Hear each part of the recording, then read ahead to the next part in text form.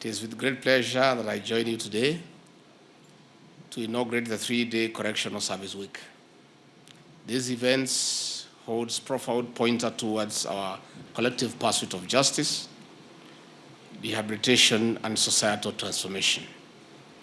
I extend my sincere gratitude to the State Department for Correctional Services under the able leadership of the PS for organizing this momentous occasion under the theme promoting holistic rehabilitation and reintegration approaches for sustainability and economic growth. As we embark on this journey over the next 3 days, we are guided by a theme that lights the essence of our commitment to creating a future where justice, rehabilitation, and economic prosperity intersect harmoniously. The sub-themes crafted for our discussion underscore the multifaceted nature of our responsibilities and opportunities for innovation, which must be harnessed for a common good. In the pursuit of our commitment to empowering the youth, we focus on areas critical to their development: formal education, vocational training, talented skills development, among other programs. By honing these aspects, we are not only fostering individual growth, but also contributing to crime prevention and creating a skilled workforce essential for market competitiveness.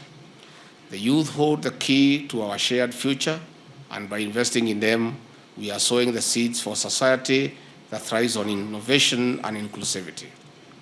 If Kenya is to reap its demographic dividend by the year 2039 as estimated, we must strategically invest in our youth, bearing in mind that 75% of our total population is aged below 35 years.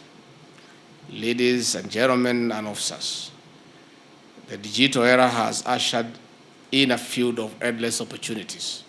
We can only imagine how a new world, a new way to approach justice and rehabilitation through e-learning, e-conferencing, digitization of records, and electronic monitoring will build a correctional system that is not only efficient, but also responsible to the evolving needs of our dynamic society. Our responsibility extends beyond the rehabilitation of individuals to the protection of our environment. The focus areas under this theme include the Greening Kenya initiative, establishing nurseries in various correctional stations, and fostering innovation in regenerative enterprises. By integrating environmental consciousness into our practices, we are ensuring a sustainable legacy for future generations. Officers, distinguished delegates, effective community safety is a collaborative effort that involves both state and non-state actors. Under this sub-theme, we emphasize collaboration and networking, encouraging the sharing experiences. By strengthening these partnerships, we create a web of support to enhance our collective capacity to ensure the safety and well-being of our communities. Beyond these insightful discussions, this week offers additional avenues for engagement, including exhibitions, seed planting activities, networking sessions, and gala awards dinner. These activities are not mere components of the conference. They are opportunities to showcase innovation, foster connections, and celebrate outstanding contributions to our shared vision and common goals.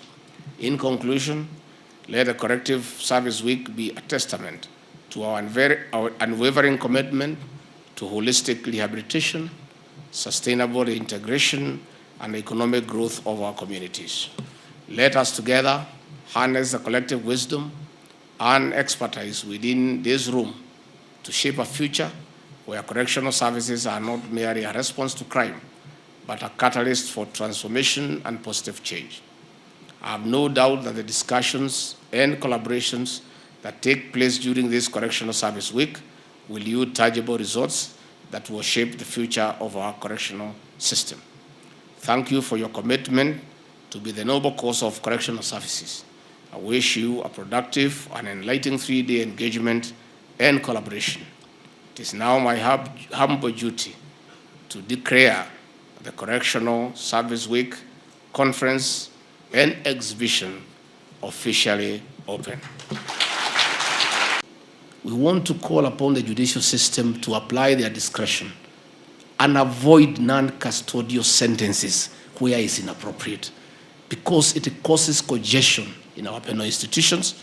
We have too many inmates, and they are not staying in a hygienic manner, and it overstretches our resources. Again, this is a conversation that we need to have within our criminal justice system. The threshold for custodial sentences. Let's try as much as possible to avoid custodial sentences where the crimes are not that heavy. In misdemeanors, we should avoid. Even where people cannot raise fines, we should be able to commit them to go and do communal work, so that then they go back home and they eat from home, so that they don't overstretch the scarce resources that we have as a country. The prisons industry is such a blessing to this country, because you make wonderful furniture. The mechanical garages in Kamiti, they are good, but we don't make much out of it because of the marketing component. Let us inject private people to come and work with the officers to help them in marketing and managing it into a profitable business. These officers here are good at correcting people. They are not good in marketing. They are not good in business. Let us not give them work that is not theirs. Let them produce the best furniture. Let us get some other characters from the private sector to market them, and also to organize their accounts. And I can tell you, the prisons industry can be the most successful industry in this country because, one, the profits are huge because the labor is free. And there is no rent. So we are just talking of the raw materials only, isn't it? So let us think around that space. PS, I'll also give you my thoughts of what I think we can do so that we create a revolving fund and we make prisons self-sustaining. The prisons farms, there is no reason why our penal institutions should not produce enough food for consumption by the inmates. We shouldn't be buying food because the people are there, the land is there.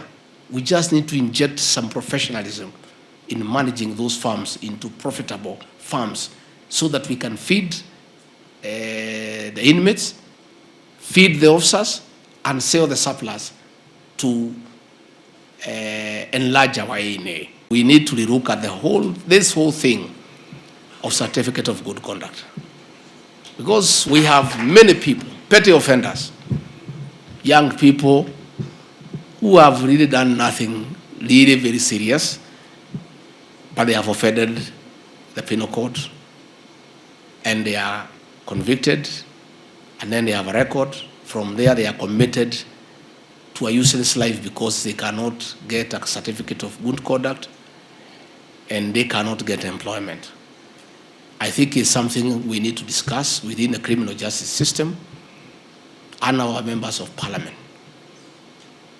We must let people to be good people after they serve their sentence. Because that's why the law sets a term. It says 7 years.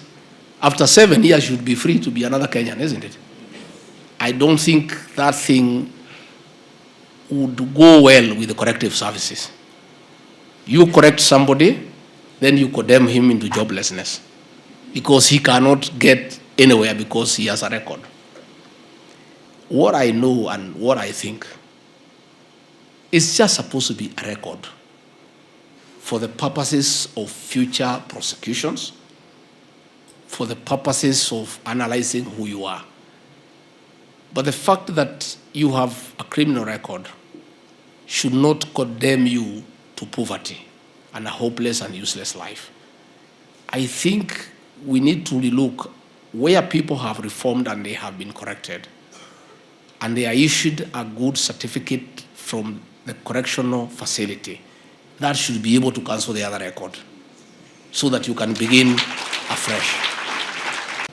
I want to encourage you, good people, that God has given you a role to take care of the deviants in society. And those inmates who come to you, both petty offenders, serious offenders, those who are committed for life, are in your hands to mentor them, to correct them, and to give them another chance. And it's your responsibility. And it's a God-given responsibility. It's a calling. It's a difficult job to transform people of deviant character and model them into responsible citizens. Is really a very huge responsibility in your hands. And I want to encourage you to continue assisting those members of societies to become better people.